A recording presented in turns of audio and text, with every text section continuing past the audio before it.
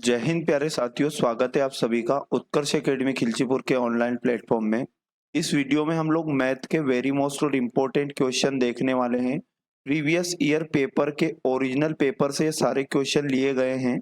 एक भी क्वेश्चन को बिना स्किप किए पूरे वीडियो को ध्यानपूर्वक देखना है। इस क्लास का पीडीएफ आप हमारे टेलीग्राम से डाउनलोड कर सकते हैं। टेलीग्राम का लिंक आपको इस वीडियो के डिस्क्रिप्शन में मिल जाएगा। शॉर्ट ट्रिक की मदद से हम लोग जानेंगे किस प्रकार से कम समय में एग्जाम में क्वेश्चन को हम लोग कर सकते हैं। यदि आप सीआरपीएफ ट्रेड्समैन एग्जाम 2000 की तैयारी कर रहे हैं या फिर CISF head constable, BSF, SSC GD या एसएससी एमटीएस हवलदार या फिर रेलवे के किसी एग्जाम की तैयारी कर रहे हैं, तो ये वीडियो आपके लिए वेरी मोस्ट इंपॉर्टेंट होगा। यदि आपने अभी तक चैनल को सब्सक्राइब नहीं किया तो चैनल को सब्सक्राइब कर ले और बेल आइकन को ऑन कर लें, जिससे आपको सभी वीडियो का नोटिफिकेशन तुरंत मिल पाएगा। आज का पहला क्वेश्चन है। इस क्वेश्चन में हमें यहाँ पर 2/3 मल्टीप्लीकेशन 3/6/5 मल्टीप्लीकेशन 10/4 प्लस 1/8 माइनस 3/8 का वैल्यू बताना है। तो प्यारे साथियों, इसे सॉल्व करने के लिए वी बोर्डमास रूल का यूज करेंगे और वी बोर्डमास के अकॉर्डिंग सबसे पहले गुणा यहाँ पर सॉल्व होगा।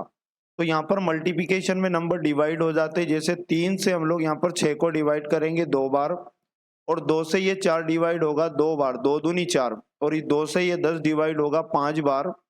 और यहाँ पर अब हमारे पास क्या बचा, तो हमारे पास यहाँ पर 5 गुणा 2 यानी कि 10 बचा, और 10 बटे में आ जाएगा, ये यहाँ पर बटे में 5 आ जाएगा, लेकिन इस 5 से ये 10 भी डिवाइड हो जाएगा 2 बार।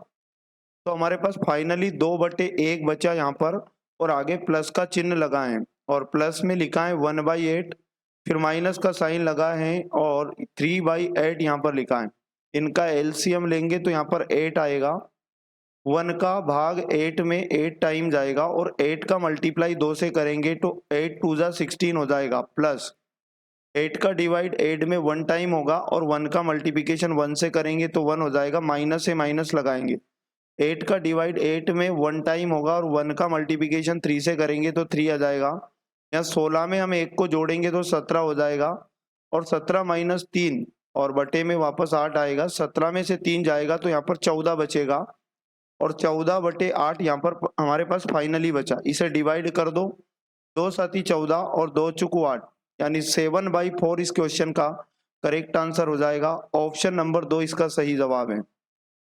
अगला क्वेश्चन है, 12 संख्याओं का योग दिया है 1080। इन 12 संख्याओं का औसत क्या होगा। मतलब यहाँ पर क्वेश्चन में औसत पूछा गया, और औसत का जो फॉर्मूला होता है आंकड़ों का योग बटे आंकड़ों की संख्या, यहाँ पर औसत का फॉर्मूला होगा। तो आंकड़ों का योग हमें क्वेश्चन में दिया है 1080 बटे आंकड़ों की संख्या है 12। 12 संख्याएं हैं टोटल, 12 का भाग लगाओ तो एवरेज निकल जाएगा। 92 की 108 होता है और 0 ऐसा ही आ जाएगा। तो यहाँ पर इस क्वेश्चन का जो औसत बनेगा, ऑप्शन नंबर 3 इसका सही जवाब हो जाएगा। अगला क्वेश्चन है, एक पेंसिल को 144 में बेचने पर मोहित को 54 रुपए का लाभ हुआ, लाभ का प्रतिशत बताना है। तो लाभ का प्रतिशत हम लोग जानते हैं, लाभ प्रतिशत लाने के लिए फॉर्मूला जो यूज होता है लाभ बटे क्रय मूल्य यूज होता है, और गुणा में 100 करोगे तो लाभ प्रतिशत आ जाएगा। लेकिन यहाँ पर हमें क्वेश्चन में क्रय मूल्य नहीं दिया, तो क्रय मूल्य लाने के लिए हमें यहाँ पर लाभ का फॉर्मूला यूज करना पड़ेगा। लाभ बराबर होता है विक्रय मूल्य माइनस क्रय मूल्य। ये लाभ का फॉर्मूला होता है विक्रय मूल्य माइनस क्रय मूल्य। लाभ क्वेश्चन में दिया गया कि 54 रुपए का लाभ है, बराबर विक्रय मूल्य भी क्वेश्चन में दिया गया कि 144 रुपए में वस्तु को बेचा गया, माइनस क्रय मूल्य को हम ऐसा ही लिख लेंगे। माइनस का क्रय मूल्य बराबर की इधर आएगा तो प्लस का क्रय मूल्य बनेगा, और 144 की साइड 54 को लाएंगे तो ये 54 प्लस से माइनस हो जाएगा। तो क्रय मूल्य बराबर हमारे पास कितना बनेगा, 144 में से 54 को घटाएंगे, 4 में से 4 जाएगा 0, 14 में से 5 जाएगा 9, यानी 90 रुपए इस वस्तु का क्रय मूल्य आया। हमें क्वेश्चन में बताना है लाभ का प्रतिशत। तो हम जान चुके हैं पहले ही कि लाभ प्रतिशत बराबर लाभ बटे क्रय मूल्य। लाभ हमारे पास क्वेश्चन में दिया है 54, और बटे में क्रय मूल्य हम लोग लेकर आए 90, और मल्टीप्लिकेशन 100 करेंगे, 0 से 0 कट हो जाएगा, 9 छके 54 यानी 6 बार कट हुआ और 0 आ जाएगा, तो 60% इस क्वेश्चन में लाभ होगा। ऑप्शन नंबर 4 इसका करेक्ट आंसर हो जाएगा। नेक्स्ट क्वेश्चन है, एक वर्ग का क्षेत्रफल 1296 वर्ग सेंटीमीटर है और एक वृत्त की त्रिज्या इस वर्ग की एक भुजा की लंबाई की 7/6 है। वर्ग के परिमाप और वृत्त की परिधि का अनुपात बताना है।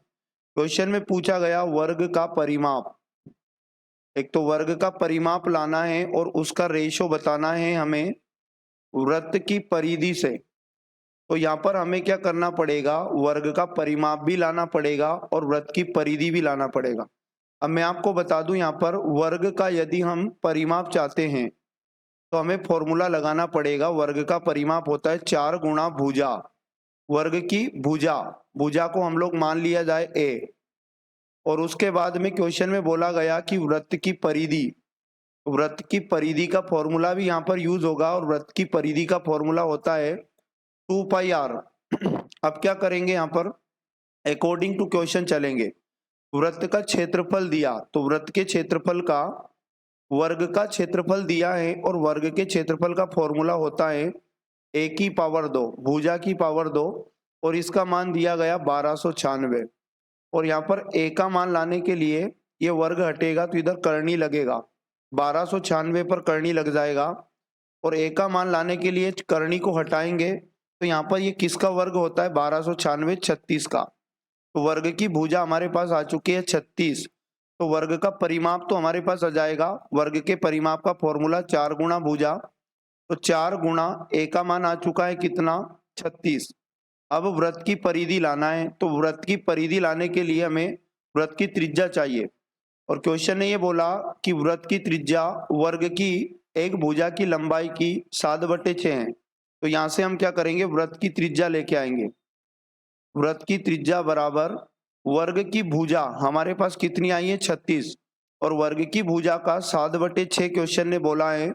6 से काटेंगे 36 को, 6 छंग 36, 7 छंग होता है 42, तो हमारे पास वृत्त की त्रिज्या 42 होगी। तो यहाँ पर वृत्त की परिधि निकालेंगे तो वृत्त की परिधि होता है 2 गुणा पाई का मान हो जाएगा 22/7 और गुणा आर की जगह हम लोग त्रिज्या यूज करेंगे 42। 7 से 42 कटेगा 6 बार और 6 कम 6 और 6 छंग 36, इधर ये वाला कट जाएगा। यहाँ पर हम 2 से काटेंगे 2 तिया 6 और 2 से ये 2 कट जाएगा। यहाँ पर 4 को हम 2 से काटेंगे 2 बार कटेगा और 22 को 2 से काटने पर 11 बनेगा।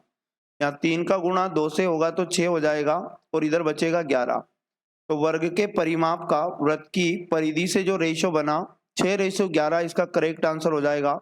ऑप्शन नंबर 2 इसका सही जवाब है। अगला क्वेश्चन है, एक घनाभाकार कमरे की लंबाई, चौड़ाई और ऊंचाई क्वेश्चन में दी गई हैं और इस कमरे की 4 दीवारों को 0.50 मीटर वर्ग रुपए प्रति वर्ग मीटर की दर से पेंट कराने की कुल लागत बताना है। तो यहाँ पर हमें क्वेश्चन में 1 वर्ग मीटर का खर्चा बताया, तो यहाँ पर कुल लागत बताने के लिए हमें कमरे की चारों दीवारों का क्षेत्रफल लाना पड़ेगा। तो यहाँ पर मैं आपको बता दूं, एक फॉर्मूला यूज होगा, कमरे की 4 दीवारों का क्षेत्रफल, 4 दीवारों का क्षेत्रफल, और ये फॉर्मूला जो होता है 2 कोष्ठक में कमरे की लंबाई प्लस कमरे की चौड़ाई और गुणा कमरे की ऊंचाई, ये फॉर्मूला होता है कमरे की चारों दीवारों का क्षेत्रफल।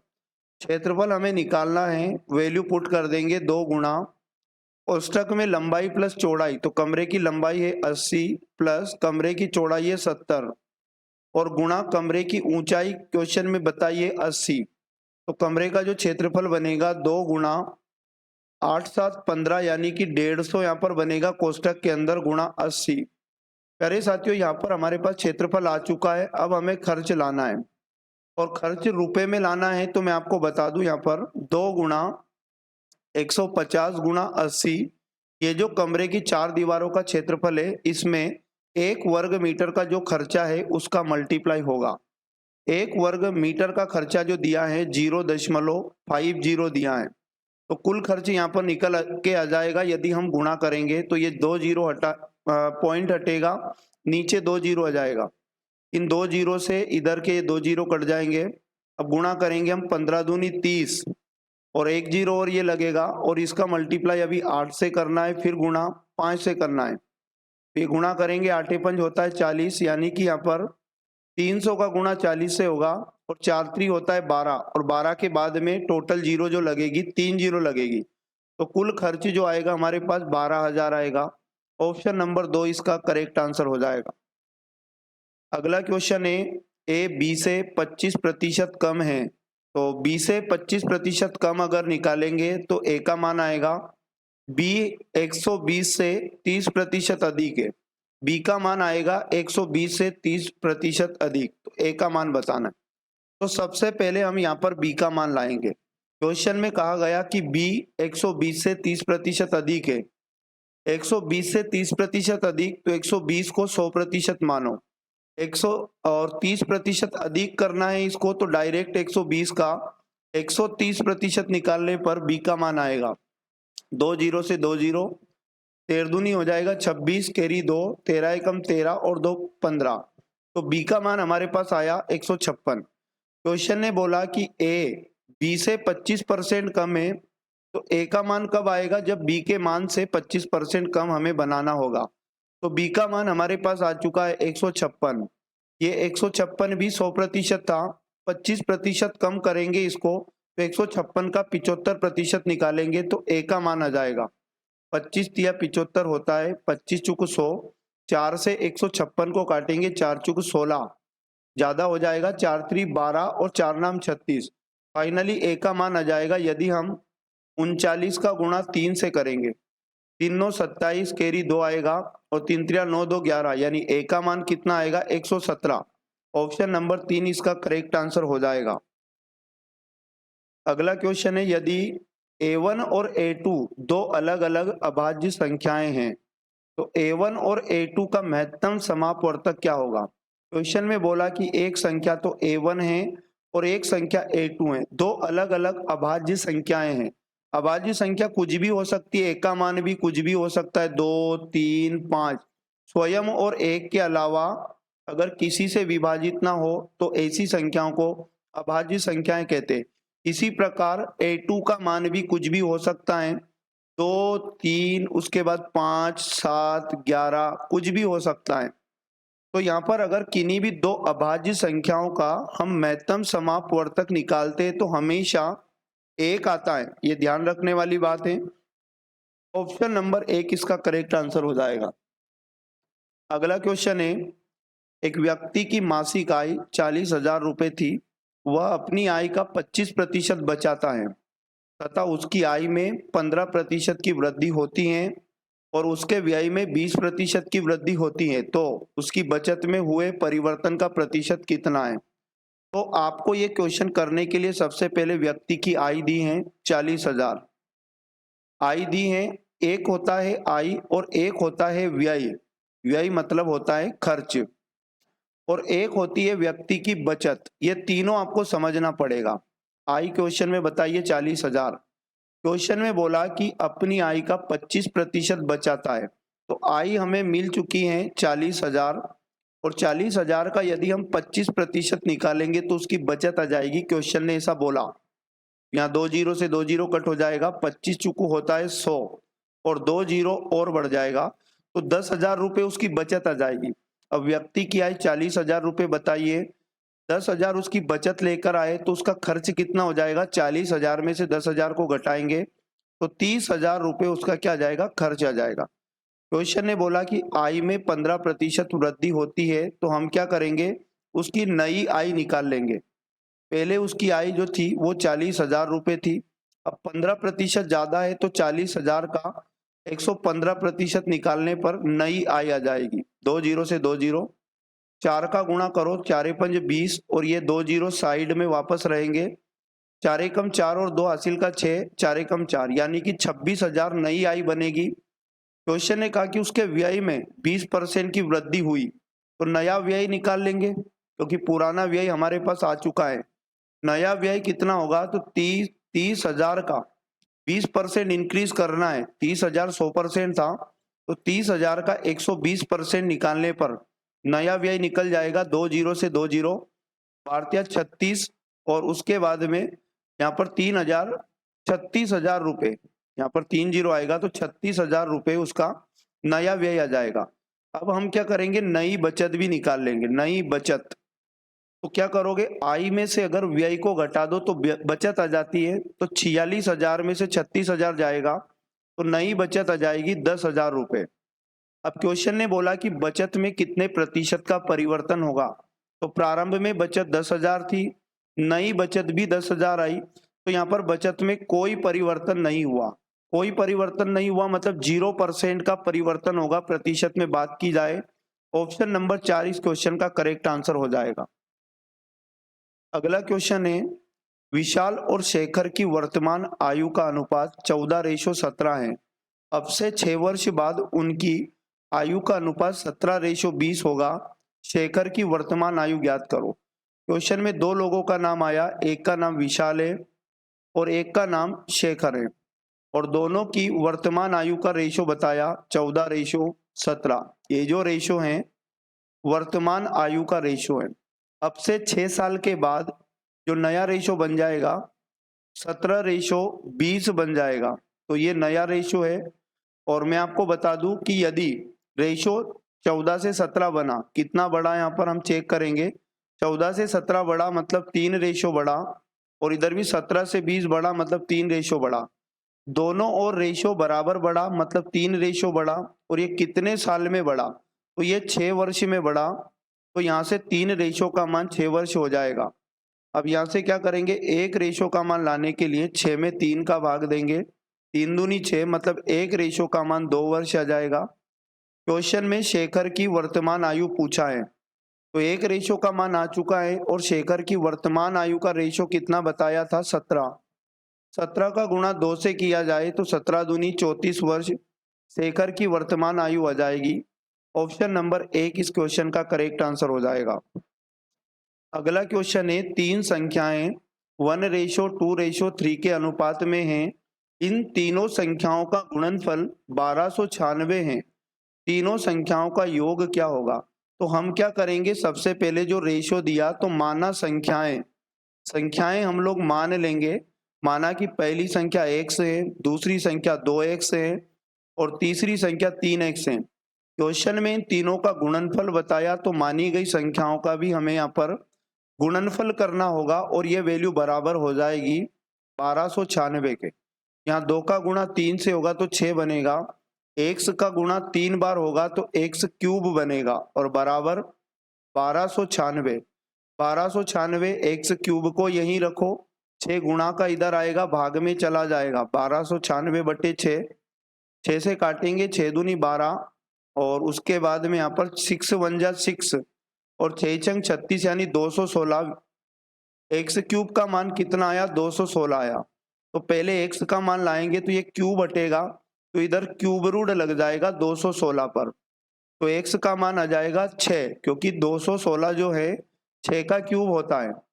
अब एक्स का वैल्यू 6 आ चुका है। क्वेश्चन में कहा तीनों संख्याओं का योग बताओ। तो मानी गई संख्याओं का योग करेंगे, x + 2x + 3x। तो यहाँ 3 2 5 और 5 में एक जोड़ा तो 6x। मानी गई संख्याओं का योग आया 6x और x का मान कितना आया, 6। तो 6 का गुणा 6 से करेंगे तो इन तीनों संख्याओं का योग 36 आ जाएगा। ऑप्शन नंबर 3 इसका करेक्ट आंसर हो जाएगा। तो प्यारे साथियों, ये थे वेरी मोस्ट और इम्पोर्टेंट क्वेश्चन, जो आपको इसी तरह के क्वेश्चन आपकी आगे आने वाली किसी भी प्रतियोगी परीक्षा में जरूर देखने को मिलेंगे। प्रतिदिन इस क्लास को जरूर देखा करें और प्रतिदिन इस क्लास का पीडीएफ डाउनलोड करके इसका एक बार और प्रैक्टिस किया करें। पीडीएफ का लिंक आपको इस वीडियो के डिस्क्रिप्शन में मिल जाएगा।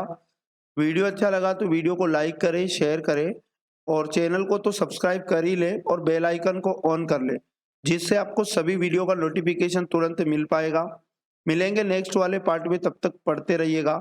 जय हिंद, जय भारत, भारत माता की जय।